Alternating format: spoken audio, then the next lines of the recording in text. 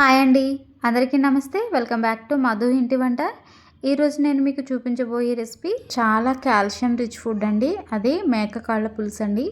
మేక కాళ్ళతో ఇలా పులుసు చేసుకున్నామంటే కాల్షియం తక్కువ ఉన్న వాళ్ళకి ఇది చాలా ఉపయోగపడుతుందండి. ఎముకలలో బలం అనేది సరిగా లేనప్పుడు ఇలా మేక కాళ్ళతో పులుసు కనుక చేసుకొని తిన్నామంటే ఎముకలు చాలా ఉక్కుల్లాగా మారుతాయి. పిల్లలైనా పెద్దవాళ్ళైనా ఈ మేక కాళ్ళ పులుసుని తిన్నారంటే వాళ్ళ ఎముకలు చాలా దృఢంగా మారుతాయండి. మరి ఇంత మంచి హెల్తీ రెసిపీని మీరు కూడా ట్రై చేయాలి అనుకుంటే వీడియోని స్కిప్ చేయకుండా లాస్ట్ వరకు చూసేసేయండి.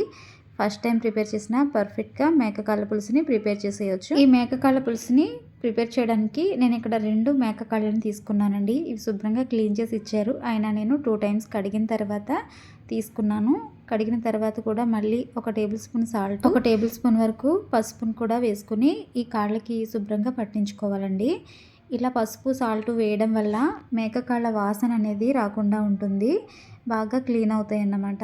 ఇలా నేను శుభ్రంగా పట్టించి ఒక 5 నిమిషాలు ఉంచిన తర్వాత అప్పుడు మళ్ళీ 2 టైమ్స్ వాటర్లో క్లీన్ చేసుకున్నాను. మీరు కూడా ఈ విధంగా క్లీన్ చేసుకున్నారంటే మీకు మేకకాళ్ళు అనేవి స్మెల్ అనేవి రాకుండా ఉంటాయి. ఇప్పుడు వీటిని పక్కన పెట్టేసి మనం కర్రీని ప్రిపేర్ చేసుకుందాము. దీనికోసం స్టవ్ పైన ఒక కుక్కర్ గిన్నెను పెట్టుకుని 2 టేబుల్ స్పూన్ల వరకు ఆయిల్ వేసుకోండి.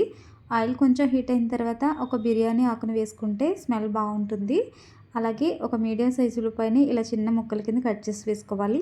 అలాగే 2 పచ్చిమిర్చిని కూడా ఇలా పొడవుగా కట్ చేసి వేసుకోవాలి.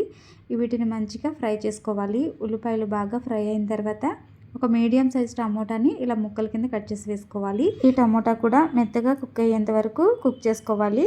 టమోటా మెత్తబడిన తర్వాత ఇప్పుడు దీంట్లోకి మనం ఆల్రెడీ క్లీన్ చేసి పెట్టుకున్న మేక కాళ్ళను వేసుకోవాలి. నేను ఆల్రెడీ పసుపు రాసి మ్యాగ్నేట్ చేసి పెట్టుకున్నాను కదండి. వాటిని మళ్ళీ 2 టైమ్స్ కడిగి అప్పుడు ఇలా కర్రీలో వేసుకుంటున్నాను.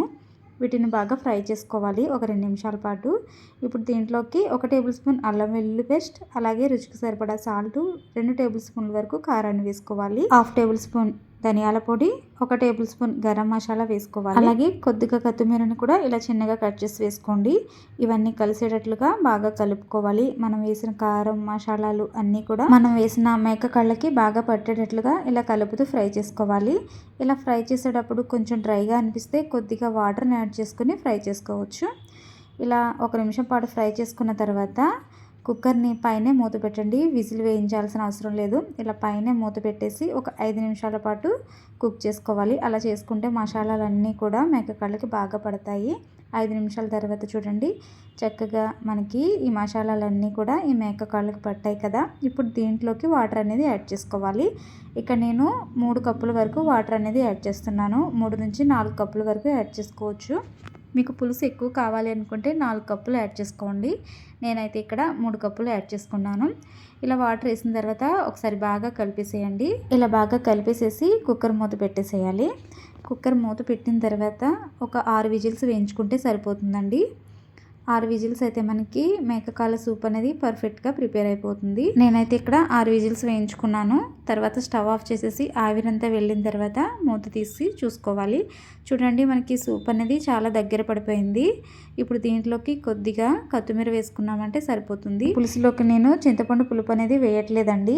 ఆల్రెడీ టమాటా వేసాను కాబట్టి పులుపు అనేది వేయట్లేదు. మీరు పులుపు వేసుకోవాలి అనుకుంటే ఒక 4 విజిల్స్ వేయించిన తర్వాత అప్పుడు పులుపు వేసుకుని మరొక 2 విజిల్స్ వేయించుకుంటే సరిపోతుంది. మనకి మేకకాళ్ళ పులుసు ప్రిపేర్ అయిపోయిందండి. అంతేనండి, ఎంతో రుచిగా ఉండే చాలా హెల్తీగా ఉండే కాల్షియం రిచ్ ఫుడ్ అయిన మేకకాళ్ళ పులుసు ప్రిపేర్ అయిపోయింది. కాళ్ళల్లో కాల్షియం తక్కువ ఉన్న వాళ్ళకి, ఎముక బలం కావాలి అనుకునే వాళ్ళకి ఇలా మేకకాళ్ళతో పులుసుని చేసి పెట్టండి. చాలా బాగుంటుంది. అంతేకాదు చాలా హెల్తీ అన్నమాట. మరి మీరు కూడా ట్రై చేసి ఎలా వచ్చిందో నాకు కామెంట్ బాక్స్లో కామెంట్ చేయడం మాత్రం మర్చిపోవద్దు. అలాగే ఈ వీడియో కనుక మీకు నచ్చితే ఒక లైక్ ఇచ్చి ఛానల్ని అయితే సబ్స్క్రైబ్ చేసుకోండి. మీ ఫ్రెండ్స్కి రిలేటివ్స్కి కూడా నా వీడియోస్ని షేర్ చేయండి. మన ఛానల్లో చాలా రెసిపీస్ ఉన్నాయండి. ఒకసారి వెళ్ళి ఛానల్ని చెక్అవుట్ చేసేయండి.